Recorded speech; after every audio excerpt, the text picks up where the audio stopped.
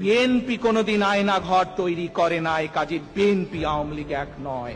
কাজী যারা বলেন বিএনপি আওয়ামী লীগ এক, দয়া করে ভুলে যান, বিএনপি আওয়ামী লীগ আর নেভার বি এক, নেভার দে আর এক।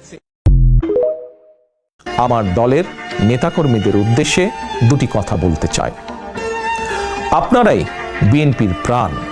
শত নির্যাতন, নিপীড়ন, হামলা, মামলা, হয়রানির শিকার হয়েও আপনারা জাতীয়তাবাদের আদর্শ বিচ্যুত হননি। শুভ শুভ শুভ দিন। আগামী 20 নভেম্বর বিএনপির ভারপ্রাপ্ত চেয়ারম্যান দেশনায়ক তারেক রহমানের জন্মদিন। নেতা আসছে, নেতা আসছে, নেতা আসবেই।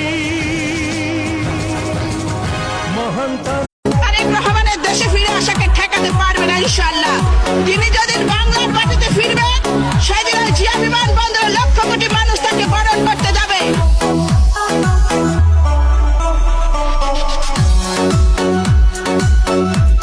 যদি তুমি ভয় পাও তবে তুমি শেষ, যদি তুমি এগিয়ে যাও তবে তুমি বাংলাদেশ। ঐক্যমতের মাধ্যমে এবং মুক্তিযুদ্ধের চেতনার মাধ্যমে যেই সরকার গঠন হবে, সেই সরকার প্রতিষ্ঠা। আপনারা যারা দেশের ভিতরে আছেন, আপনাদেরকে আপনাদের অবস্থান থেকে প্রস্তুত দিতে হবে।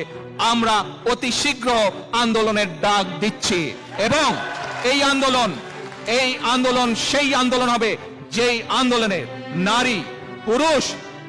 বেগম জিয়া আমাদেরকে বলেছেন অনেক সময় যে দেখেন হুজুর, আমরা ইসলাম প্রতিষ্ঠার রাজনীতি আমরা করি না, তবে আমাদের পরিষ্কার অবস্থান হলো এই যে আপনারা যদি ইসলাম প্রতিষ্ঠা করবার জন্য দেশে রাজনৈতিকভাবে। আওয়ামী লীগ দাবি করে যে তাদের নেতা শেখ মুজিব স্বাধীনতা ঘোষণা করেছিল। আমরা বিভিন্ন তথ্য উপাত্ত দিয়ে জাতির সামনে প্রতিষ্ঠিত করেছি যে স্বাধীনতা ঘোষণা কে করে। দেশের বাইরে আমার কোনো ঠিকানা নেই, এটাই হলো আমার ঠিকানা।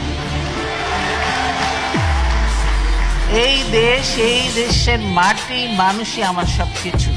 কাজে আমি দেশের বাইরে যাব না। এই আওয়ামী লীগ নামক যে সন্ত্রাসী দলটি, এই দলটির একটি মহাসচিব আছে। আজকে আমার বিকালবেলায় নোয়াখালীতে বিএনপির ইফতার মাহফিল, নোয়াখালী জেলা বিএনপির ইফতার মাহফিলে গিয়েছিলাম আমি। তো সেখানে ওই একই কথা বলেছি। যখন আমি ওই ব্যক্তির কথা, এমন ভাবে একটি দেশের প্রধানমন্ত্রী আপনি পলায়ে গেলেন, আপনি তো কোনোদিন কালকে শুনলাম আপনার ছেলে বলছে যে আমার মা আর জীবনে রাজনীতি করবে। রাজনীতি করার সুযোগই তো নাই, করবে কোথেকে? সুযোগ থাকতে হবে তো।